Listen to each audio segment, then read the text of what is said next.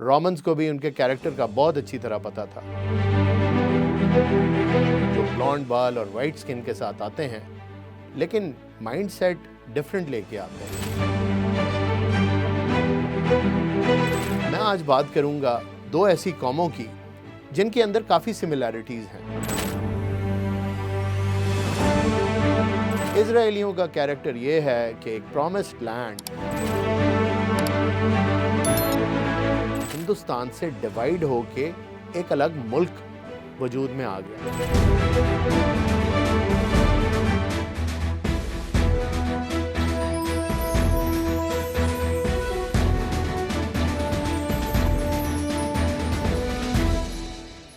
बिस्मिल्लाहिर्रहमानिर्रहीम।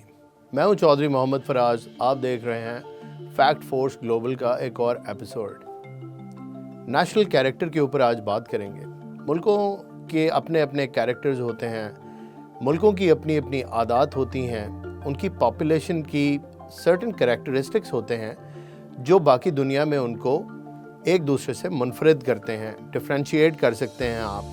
जब किसी अमेरिकन का जिक्र होता है, जब किसी ब्रिटिश का जिक्र होता है, तो दिखने में ये गोरे लगने वाले लोग जो ब्लॉन्ड बाल और वाइट स्किन के साथ आते हैं, लेकिन माइंड सेट डिफरेंट लेके आते हैं। इसी तरह ब्लैक पीपल, अफ्रीका में रहने वाले लोग, चाहे इथोपिया से हों, नाइजीरिया से हों या किसी और मुल्क से हों, दिखने में शायद एक जैसे लगते हैं, लेकिन नेशनल कैरेक्टर, आदत, बातचीत और सोच सबकी फ़र्क होती है।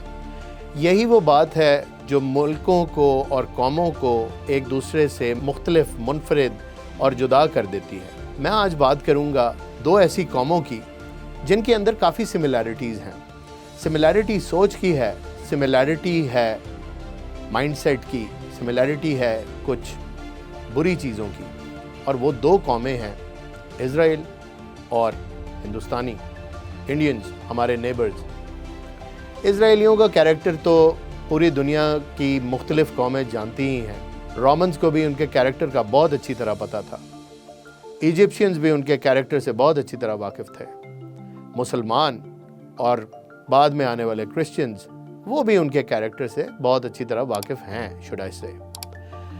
इज़राइलियों का कैरेक्टर ये है कि एक प्रॉमिस्ड लैंड उनकी किताब में, यानी कि तौरात में जिसका जिक्र है, यहूदियों से वादा किया गया कि उनको एक ज़मीन मिलेगी, एक लैंड मिलेगा जहां वो अपने मज़हब का प्रचार करेंगे, अपने मज़हब के हिसाब से अपनी ज़िंदगी गुजारेंगे।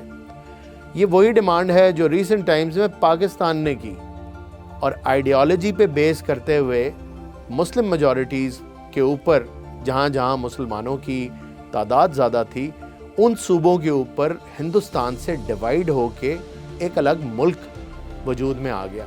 ये बड़ा ही इंटरेस्टिंग कॉन्सेप्ट है। आइडियोलॉजिकल बेसिस के ऊपर, आइडियोलॉजी की बेस के ऊपर अपना खित्ता, अपना मुल्क डिमांड करना। दो ही ऐसी कौमें हैं इस दुनिया के अंदर। पाकिस्तान ने तो ये काम बखूबी कर लिया। इज़राइल का तनाज़ा चल रहा है क्योंकि उसने जिन लोगों से वो अपना प्रॉमिस्ड लैंड छीनने की कोशिश की, उसकी मिसाल इस मॉडर्न हिस्ट्री में नहीं मिलती।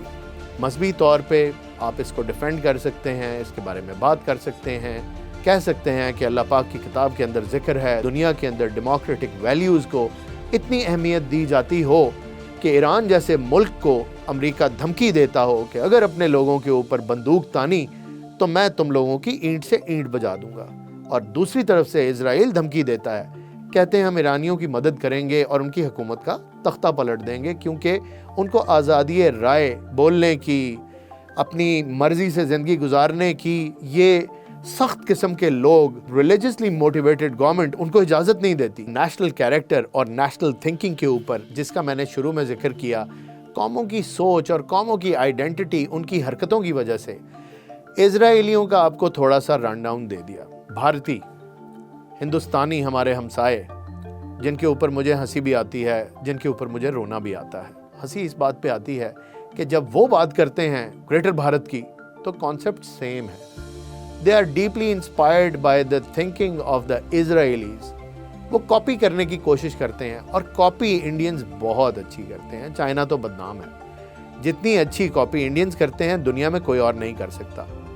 इसका मैं आपको छोटी सी on the lighter side example दे देता हूँ। इनकी बेहतरीन फिल्में میں انڈین فلمیں اتنی نہیں دیکھتا، لیکن I will be honest with you, جب چھوٹا تھا تو کچھ فلمیں میں نے دیکھ رکھی ہیں، اور بڑے ہونے کے بعد پتہ چلا کہ ان کی جو فلمیں میں نے دیکھی تھیں وہ اصل میں انگلش فلموں کی کاپی تھی، اور ایگزیکٹ کاپی تھی۔ ان میں 19-20 کا میوزک، ٹائمنگ، سین چینج ہونے، کیریکٹرز، کسی چیز کا کوئی فرق نہیں تھا۔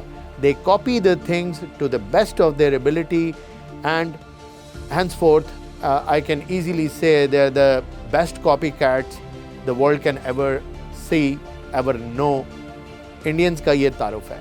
تو انڈین اس کیس میں بھی اسرائیلیز کو کاپی کرتے ہیں کہ ہم بھی گریٹر بھارت، خیر ان کی اپنی آئیڈیالوجی بھی ہے، وہ ایسی سوچ بھی رکھتے ہیں، وہ ٹوسٹڈ ہیں، پرورٹڈ ہیں، ڈیموکریٹک نہیں ہیں، اپنے آپ کو پورٹرے کرتے ہیں کہ جیسے بہت اچھے ہوں، بگسٹ ڈیموکریسی ہو دنیا کی، سیکولر ہیں۔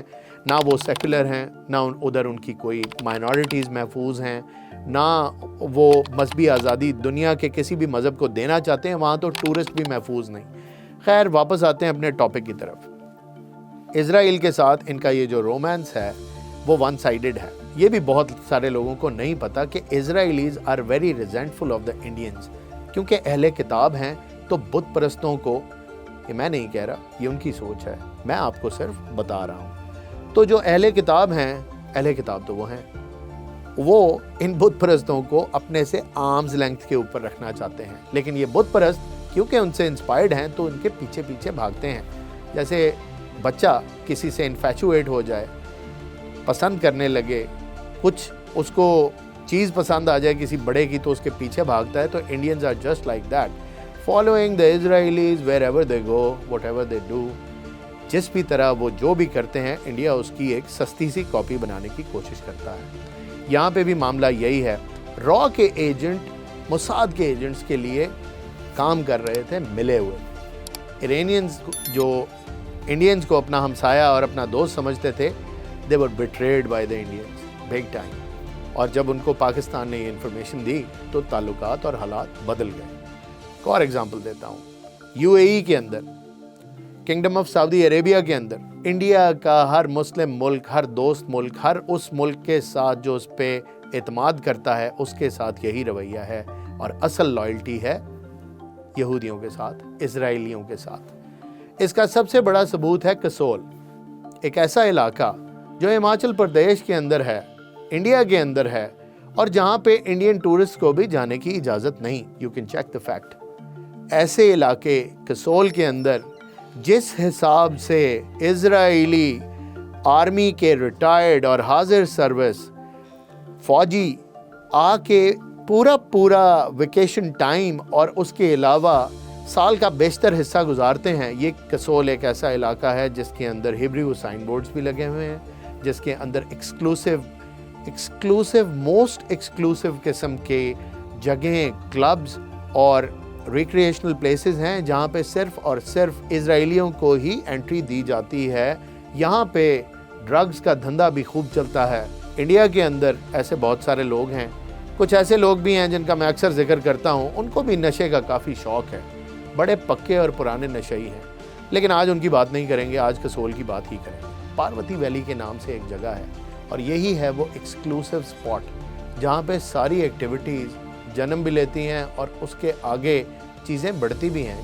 اس کے علاوہ ان کی ایک یونٹ ہے جو بڑی اسپیشل قسم کی یونٹ ہے اسرائیلیوں کی، اس کو کہتے ہیں سرویلنس یونٹ 8200، 8200۔ وہ یونٹ وہاں پہ بڑی پکی اسٹیشنڈ ہے اور بہت اہم کام کر رہی ہے۔ اپنے دشمنوں پہ نظر رکھی جاتی ہے، ساؤدرن ٹبیٹ جو چائنا کا علاقہ ہے اس کے اوپر نظر رکھی جاتی ہے، اس کے لیے آپریشنز ڈیزائن ہوتے ہیں، اور بھی بہت کچھ ہوتا ہے۔ یہ جو نیکسس ہے گریٹر بھارت کا اور ہولی لینڈ کا، یہ دونوں ملک کس ملک کو اس سے نقصان پہنچاتے ہیں؟ ایک طرف چائنا، دوسری طرف پاکستان، پھر ایران، اس کے علاوہ سری لنکا تو کسی کھاتے میں ہی نہیں۔ کسول اس ریجن کے لیے کتنا بڑا خطرہ ہے، نیکسس کتنا گہرا ہے، نقصان کتنا زیادہ ہو سکتا ہے۔ ملک کے اندر یہی ڈرپوک سے لوگ جو بارڈر پہ آ کے جن کی ٹانگیں کانپتی ہیں، وہ ببر شیر کی طرح دہاڑ رہے ہوتے ہیں اس مائنورٹی پہ جو تعداد میں ان سے بہت کم ہے۔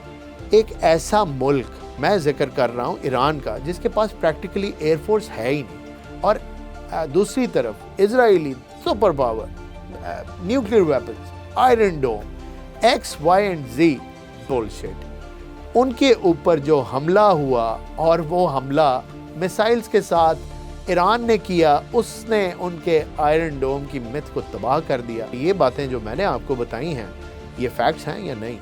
اور then you can counter it, then you can come back to me in the comments that you have narrated a wrong fact۔ آج کا پروگرام ختم کرتا ہوں، نیکسٹ ٹائم آپ کی خدمت میں پھر حاضر ہوں گا ایک نئے ٹاپک کے ساتھ، کچھ نئے فیکٹس کے ساتھ جن کو آپ چیک کریں گے۔ مجھے اجازت دیجیے، اللہ حافظ۔